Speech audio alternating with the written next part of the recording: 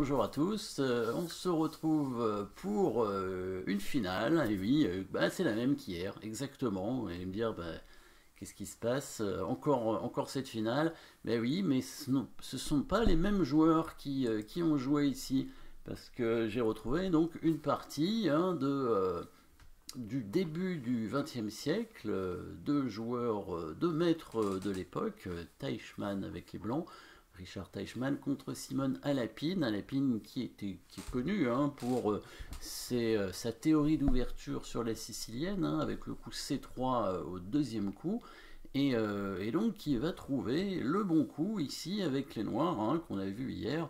Le coup tour F3, bien évidemment, donc les blancs qui menaçaient avec le roi en F1 de venir, comme on avait dit, soutenir le pion et l'avancer, ce qui allait faire gagner les blancs si jamais les noirs ne faisaient pas ce coup tour F3. Voilà, très important. On a vu hier aussi que l'échange des tours n'était pas suffisant pour les blancs, la finale de pion était nulle, donc on va voir un petit peu la partie, comment elle va se dérouler, un petit échec, les blancs continuent à faire échec en espérant que le roi s'éloigne, évidemment le roi reste à la défense du pion, les blancs qui vont tenter d'amener leur roi, évidemment, pour protéger le pion passé, et comme on a dit, voilà, la tour qui vient contrôler le pion, elle se met le plus loin possible pour faire des échecs si jamais le roi monte après avoir défendu le pion, et bien voilà, il défend le pion. La tour qui continue à s'éloigner d'ailleurs, et l'idée c'est bien sûr, si le roi monte, faire des échecs, la fameuse distance de sécurité dont on a parlé hier, et ici sur le coup de rang H5 on pourrait même créer une menace discrète avec le coup roi F5. Un autre coup intéressant pourrait être d'avancer le pion probablement, parce que si les blancs prennent, on va récupérer ce pion, et après le pion qui reste sera perdu très rapidement. Si les noirs tentent de faire le clouage, il y a toujours ce coup forcé, avec la menace de mat qui va permettre aux noirs d'échanger les pions, évidemment. Et les autres coups pour les blancs ne seront probablement pas bons. Donc là, le roi blanc qui ne peut pas vraiment tenter une escapade devant son pion. Il n'y a pas grand chose à faire.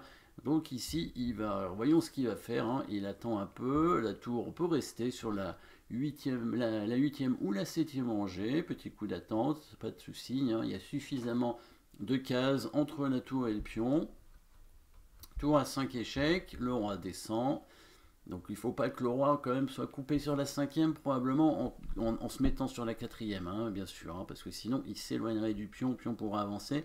En venant ici, le roi reste quand même proche du pion passé, il protège pas son pion, mais il n'est pas attaqué. Et on va voir si le roi revient à l'attaquer, voyons ce que ça va donner après. Il met sa tour en G5, coup d'attente, voilà. Le roi qui revient, comme prévu, pour venir tenter d'attaquer le pion maintenant que le roi noir ne le défend plus.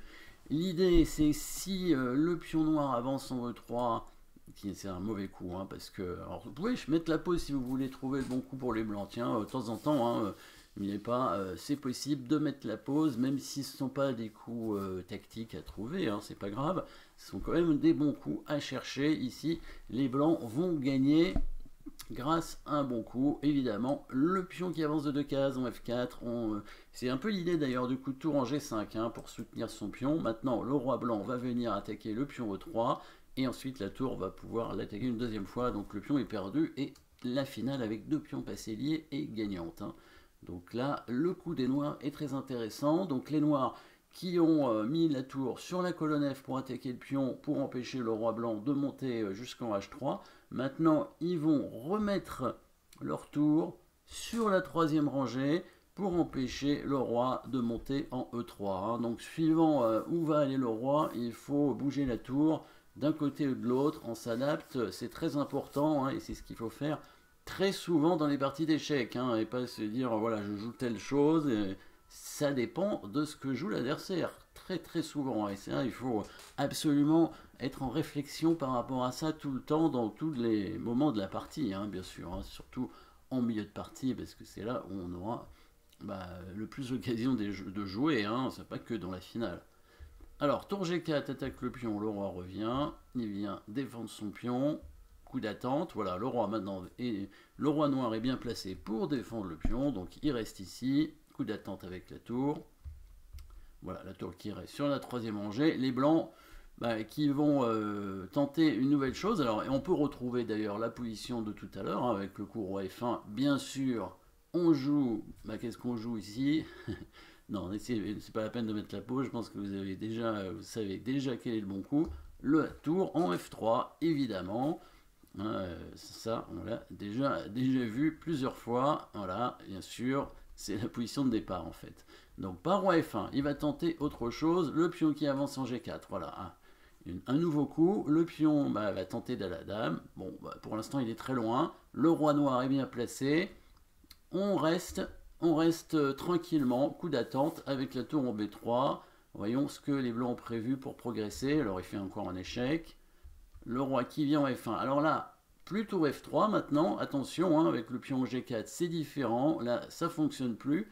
Mais on n'a pas besoin de toute façon de venir en F3 parce que le roi ne passe pas. Hein. La tour est déjà bien placée. Maintenant que le pion est avancé en G4, on touche à rien. Bon, il fait un petit échec pour rire et il revient en B3. Voilà. Et la tour reste sur la troisième rangée pour bloquer le roi. Tour F8. Le roi revient défendre son pion.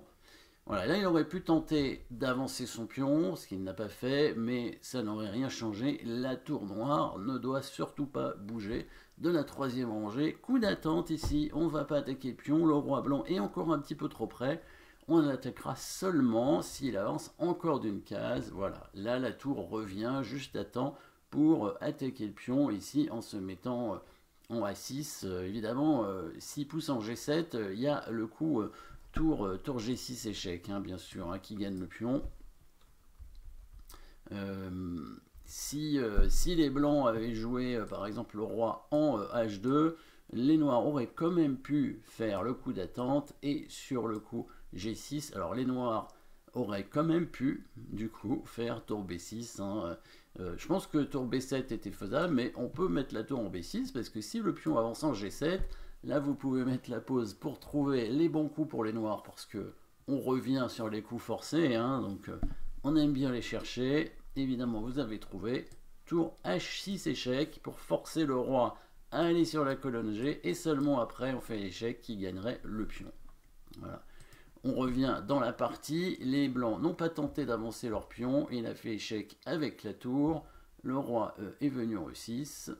La tour est restée sur la cinquième rangée. Roi revient, coup d'attente avec le roi maintenant. Tour H3 pour chasser la tour qui s'en va, évidemment, dernière possibilité pour les blancs, roi F4, et ici, dernier coup peut-être à chercher peut-être pour les noirs ici, toujours les mêmes idées.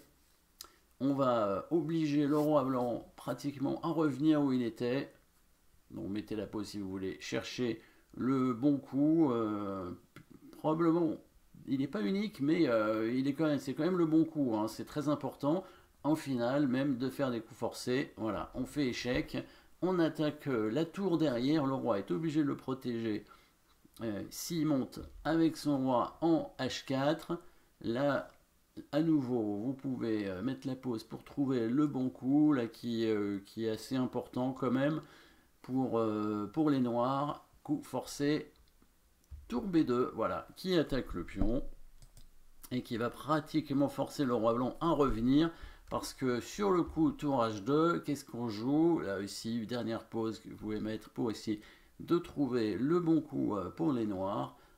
On va avancer le pion en E3, oui, la tour en H2 étant clouée, hein, le pion ne peut pas prendre, ça obligerait les blancs à revenir.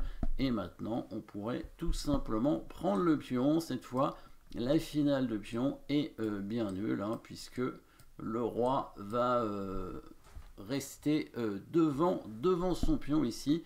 Voilà, donc petite finale ici, hein, des finales un peu comme les ouvertures, hein, qui peuvent se retrouver hein, dans les parties, hein, alors que évidemment, la partie ici n'a rien à voir avec celle d'hier. En tout cas, l'ouverture, hein, et la partie non plus d'ailleurs. Et par contre, la finale est la même, donc on peut retrouver les mêmes positions en finale, et puis bien sûr des coups différents qui sont joués. Merci d'avoir suivi cette position, et à très bientôt.